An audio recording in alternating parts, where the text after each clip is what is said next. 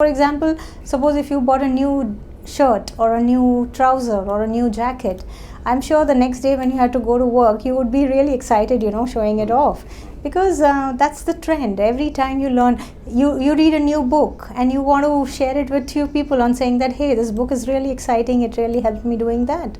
So I think sharing and exploring more and more about your own self is something which is very important.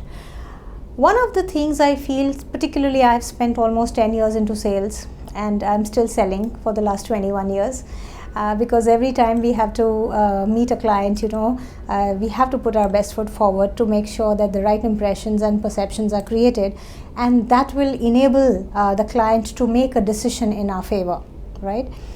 So when you go to a client and when you network with people and when you sell, one of the important things that you need to understand is perceptions. Now, what are perceptions? The perceptions are certain impressions that you are creating in the minds of you and others. So first of all, what is the perception that you have about you? Do you have a perception about you which says you are dynamic, you are a go-getter, you are exceptionally good with your communication skills, your voice modulation is amazing, you have the right body language and the style to actually go and meet people and create a difference? What is the perception that you have? Or you have something absolutely opposite to what I said. Now, based on these perceptions, you will go out and talk to people. If they are positive, you will get positive responses because they will also perceive the same about you.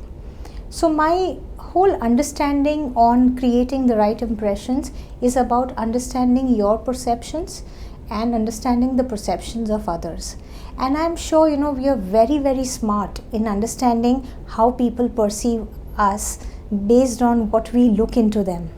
And we can immediately make out from their eyes and from their entire behavior that either they have approved us or they haven't. So it's about understanding and evaluating and controlling those perceptions. There are many ways to do that. How you look is very important, how you dress up, what kind of accessories, how you smell, what are the few things that you say as soon as you meet them, and what is the kind of approachability that you have.